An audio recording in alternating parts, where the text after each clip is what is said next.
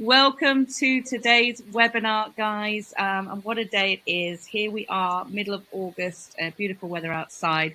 And we are here today to talk to you about how adding additional services to your agency can ramp up revenue without taking on any more clients. And two awesome people joining us today to talk about just that. We've got the fabulous Mike Dawson, who is now Sales Director at the Barban Group for the Let Alliance product, HomeLet and Rent for Sure. So any rental guarantee product has got his name on it at the moment, which is fantastic. And the one and only Sally Lawson, who doesn't really need any introduction, but when it comes to adding growth strategies and additional services to your letting agency, there is no one better to talk to. So guys, welcome. Mike, thanks for having you here. No, thank you for having me. Well, once again, it seems like every other month I'm on here. So, it's always my favourite. Don't tell anyone else, but it's always my favourite. You must be doing something right, Mike, to get those sort of invites, I say. Absolutely. And Sally, thanks for being here. Welcome. Fresh off the boat. Sally's got a fabulous sailing tan and has been sailing for the last couple of weeks. But here we are back to work. And I'm talking to you today about helping you add more services and products and offerings in your industry. So let's kick off. What we're going to do is start talking about the big three services that make the biggest difference by adding them to your letting agency. So sort of holistically, the ones that over the 1,000 or so agents that we've dealt with that have made the biggest difference purely through additional services. So I've picked out purely additional services. And I think the one that has to be the most obvious, I'm assuming that they're already doing things like sales and financial services, otherwise that would be the top one. There's got to be acquisitions. And when I say by acquisitions, I mean helping landlords to buy properties. There is still, even despite the alleged mass exodus of landlords at the moment, there is a huge amount, probably the highest number we've seen in a good decade, of landlords wanting to buy properties. Sounds quite surprising, but a lot of landlords wanting to buy. They're a lot savvier now, they're a lot more switched on now. And letting agents that we've seen actually introduce, you can call it whatever you like, but a buy-to-let advisory acquisition service or a sourcing service or whatever you want to call it, where you help landlords buy properties and you charge for that service and you do it properly and professionally and efficiently and compliantly, and you keep all the records, you have contracts in place, and you put everything together, you can actually make quite a lot of revenue at that. And that's because you can help landlords acquire properties that are off market. And of course, off market properties are very, very popular at the moment, because buying a property that hasn't even gone to the market, you're not going to be competing with a dozen or so other people trying to buy the same property. You can charge a sourcing fee for that. I've heard fees anything from 2 to 5% of the value of the property, so a nice little lump sum there. Also on top of that, quite often in my experience, because I've done about 450 property acquisitions for clients over the years, and about 10 and 20% of the value of the work. Of course, that's fully disclosed and they're fully aware of that, but you take the job on and make sure everything's done properly there. And of course, if you're in the right sort of area or you're dealing with HMOs or student lets, then of course you're going to be furnishing the property as well, which is going to require furniture packs. And if you can get a contract with a trade furniture supplier, I'll give you the name of one here. Kate can probably type it into the chat. There's a company called Seconique, Seconique, I believe. And you can buy furniture for a fraction of what you can buy in Argos and IKEA. And of course, then you can charge it out as a saleable rate at whatever you want to sell it at. So, typical HMO, you could make 15,000 on that with the purchase fee and with the refurbishment and with the furniture packs. And then, of course, you would tie them into probably 2 years management as well, because you want 2 years to be able to prove that the property works, that you bought the right property, etc. As long as you do it properly and as long as you do it compliantly, and I'm not just talking about selling deals, I'm talking about actually working with the customer and buying what they want and what they need. And this can be a really good service. I ran it for many years. As I say, I bought about 450 properties. I did over 250 refurbs during that time as well. It's a really, really lucrative angle to the business. And when I've seen letting agents introduce this, they've generally added about 100K in the first year since introduction. And it doesn't take a lot of time at all. It's really quite easy to do. And in fact, most letting agents are actually doing this, but not charging for it. I was just about to say that. It's funny because so many people say, oh, well, do I know enough to project manage a renovation and then, and find let advisory or a sourcing service or whatever it might be, and charging, quite rightly, charging for this time and for the property professional that you are, you should be charging for that. It's a You're great also, service. you're also protecting yourself a little bit there as well, because if you don't offer a buy-to-let service, what most letting agents don't realise is that their staff are giving advice. So landlords will say, what shall I buy, where to buy? So the negotiation that started last week, and she'll go, oh, well, we rented some 2-bed flats on Tetnall Road last week and they went really well. Now, you don't know if they've got a lease restriction or there's a problem with those properties, and your company just recommended you buy them. So I think it's important to stop the staff doing that and to sort of recognise this as proper service, you needing valuable experience that you can offer, obviously, for a fee. Mike, let's bring you in here a little bit, because you're going to be coming from it from a slightly different angle, but services nonetheless that can obviously help with revenue building within an agency. What would you say would be your sort of top, give us your top one to start with of a service that an agent should be adding? Yeah, it's amazing for me the amount of letting agents that don't utilise additional services that suppliers like us offer off the back of things like tenant referencing or the other additional services that are out there. And Sally touched on it, financial services. That's a very much, it's a broad statement. It can be lots of different things, but for example, we've got 6,500 partner letting agents, and only 1,200 of them actively transact with rent guarantee. And for me, that is probably not going to come at this in the most corporate of ways, but absolute doom coming in October. The recession's around the corner, and that is going to lead to rental arrears. And for me, rent guarantee is a complete no-brainer. I think you said when you joined this call, Kate, around rent protection, and a lot of your Agent Rainmaker partner agents have started to come over to us and benefit from that. But we need to see a lot more. I think it's such an area of opportunity. I mean, I have a conversation with letting agents every single day. It's something that excites me, and it's amazing the amount where they're earning, let's say, the square root of nothing, and then by the end of the conversation, we're adding an additional 15 to 20% onto the bottom line just through the additional services that are provided by a company like ourselves. So for me, I think financial services and really looking into what providers actually provide, and not just seeing them for the top level. They're a referencing company, or they're this, they're that. They do my mortgages. Well, they deal with your mortgages. Do they do your life insurance? Are they doing this? Are you getting commission for that? And there's so much more out there than I think what letting agents just see the high level business for. I think the rental guarantee is a great one, and I think I remember when we first went into the pandemic, Sally, and we did this. It was kind of like, right, what are we going to do to keep our customers safe? And I know many of our members were doing this. Now that we're back, we've kind of taken our foot off the pedal again. And you're quite right, Mike, that we're in a different crisis now. The cost of living and rent arrears and all those kind of things are still very, very much prevalent. But it's not just that. You can earn some, pretty good affiliate and kickbacks from this service, right? Which is pretty important. It's significant. I mean, for average 200 managed letting agent, you're talking 16 to 20,000 pounds pure profit every single year. It's that significant, and a lot of your partner agents have benefited from our portfolio transfer solution, which is. We're not. It's not a case of doing it on just new lets that are coming up. It's existing tenancies, because they're probably the ones that are at the greatest risk, because at the time of referencing or at the time of vetting that tenant, things have changed so massively.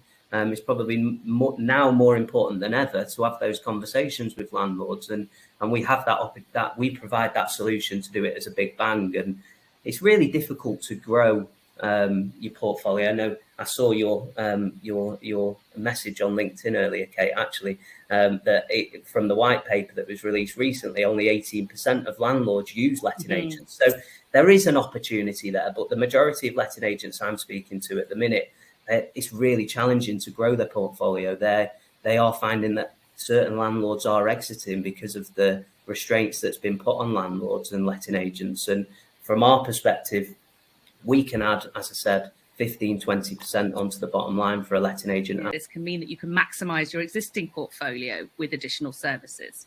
Yeah, it's really fascinating because myself and yourself, Kate, we deal with a lot of letting agents that come to say, well, I'm just not making any money. You know, I'm just covering costs, or I'm putting money into the business, or I'm just about making a profit. And they all say, if I could just get another 100 landlords, I'd be fine. And the challenge is, if you're not making any money on the 100 or so landlords you've got now, you're not going to make any more money on 200 landlords. You've got to fix the basic business model. You know, if you're selling fish and chips at £2 a bag, and I think probably £5 a bag now, isn't it, fish and chips? You're saying fish and chips are £5 a bag, but it's costing you £4.95 a bag. You have to sell a lot of chips to make any decent profit on it. So you've got to fix the profit margins in your business. And one of the things that most people are astounded by is that usually the profit is in your business, doing things with your existing business rather than getting more business. So most of the agents that we've worked with have added 100, 150, 200k or whatever, been doing things like Mike just said. They've added rental guarantee. They've started selling additional services. They've started to look for upsells and downsells and side sells of their existing clients, because the thing to remember is your clients are buying things. They're spending money on stuff from other people. So why not have it via you, whether it be buildings insurance, contents insurance, rental guarantee insurance, whatever it is? Why not get those things through you? Why not get the refurbishments through you, the property sourcing advice through you? Why not get, you know, financial services through you? Why not go to the property sales when you want to sell the property through you? Start thinking about how you can upsell, side sell, and downsell. You can double your revenue by so many different things you can do to add additional revenues to an existing letting agency business, and add literally thousands.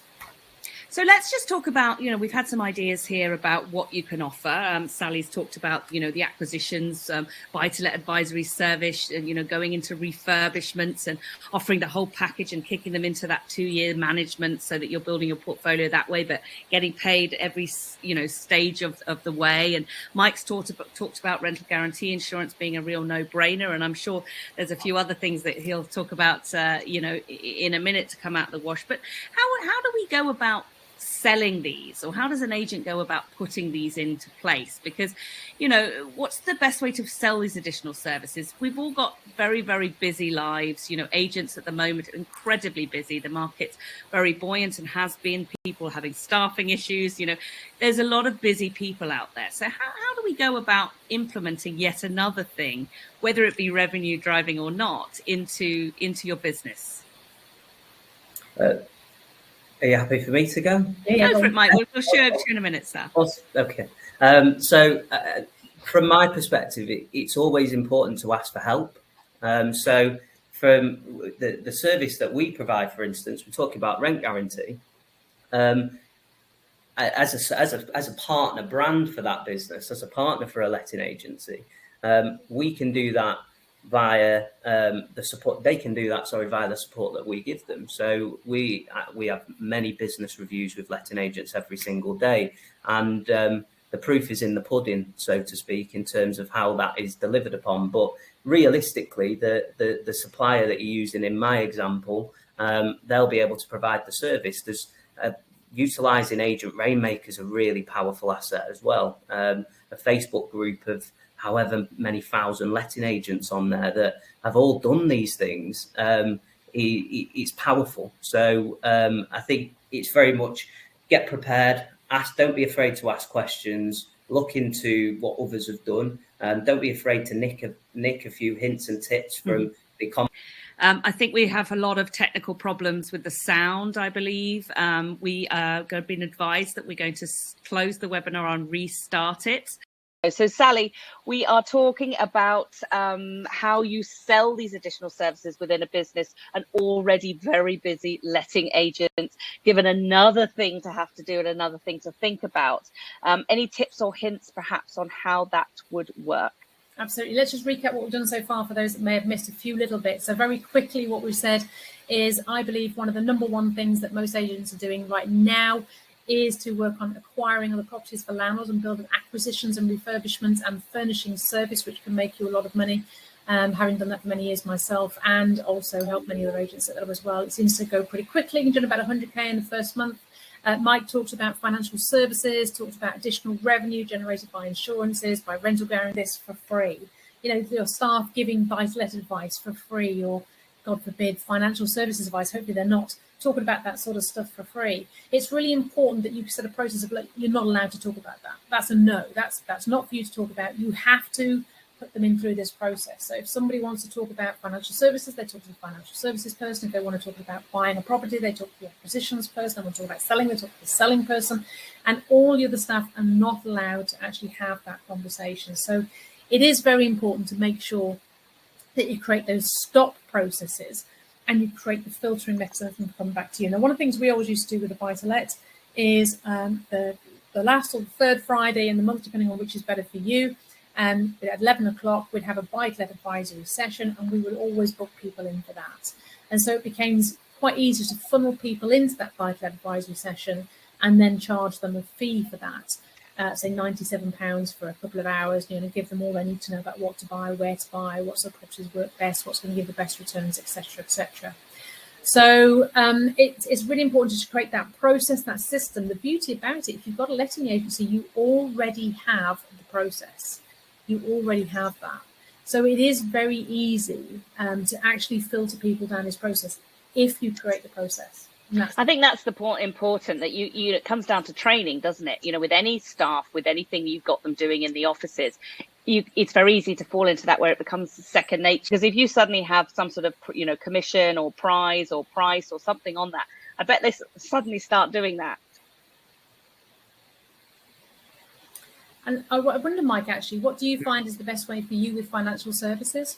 I think for me, if you think about the customer journey, and the customers, well, there's lots of different customers in the letting journey, but mainly landlord and tenant. But if we think about that customer journey from onboarding landlord all the way through to tenant, collecting the key, moving into the property, all the way back through to the same journey, that life cycle of a tenancy, and it's leveraging every step in the journey. So I'm going to view a property and take a tenant round. Well, did you know this carpet's expensive? Did you know that the furniture that we've got in the kitchen is really expensive to repair?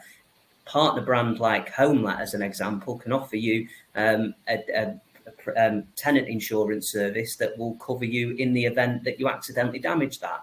You then go through the referencing journey. Well, you've got a checklist of things that you go through. One of those key things is, you got this for your deposit, you got this for your first month's rent.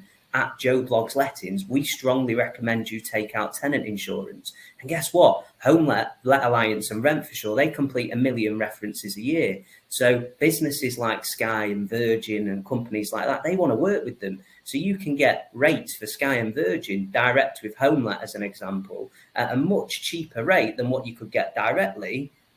And as a letting agent, we'll pay you for that. Get the individual to tick a box to say, I want a call.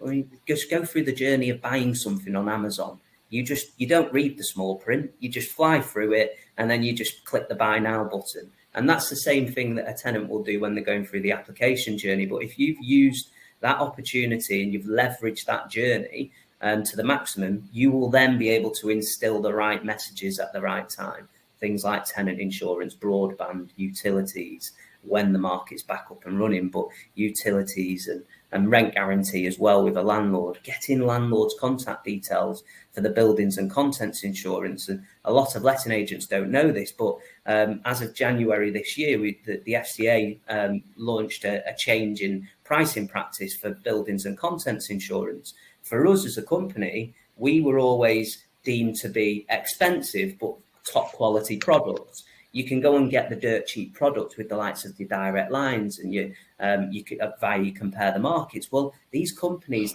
what they would often do is they charge a really low rate to get you on board, and then we've all gone through it with car insurance, and the next year you get this big bang increase that sees that it's become profitable. Year one, they don't rely on that. On that product being profitable. Now, for the way that the FCA have made changes, it's an even playing field. So all of a sudden, if you get every single one of your landlord's contact details for buildings and contents insurance, send them to us, get the okay that they're happy, send them to us, we can provide them with a quote, and 60% of the time we convert them. But we need the ability to offer that as a service. There's so much opportunity. It's untrue. I think agents are starting to understand the level of sort of, you know, this can be a, you know, a whole other income revenue stream, you know, of affiliates and kickbacks. I think it's always been seen as a little bit of something that you get. But I mean, I'm working with agents that I know are working with you guys and other providers as well, that are bringing in, you know, the existing portfolio with all of the different opportunities you've got. And it's a retention tool as well. Don't forget that. If a landlord's got rent guarantee with you, they've got a buildings and contents insurance, they've got that relationship, as Sally said, where you're helping and supporting them with growing their portfolio. The more strings to your bow, the more services that they're benefiting from what you offer, not just you managing the property and dealing with the day-to-day, the more likely it is that that landlord will stick. The more the more it's acting as a glue and a retention tool for the landlords as well that you've got. So it's not just driving income; it's also a retention tool to ensure that you keep what you've got, so that you can then obviously build the blocks to ensure that you take the business to the next level. It's also protecting your business as well, because if you've got things like rental guarantee and stuff like that, or multiple levels of services, buy-to-let acquisitions, refurbishment, sales, financial services, all these other different things.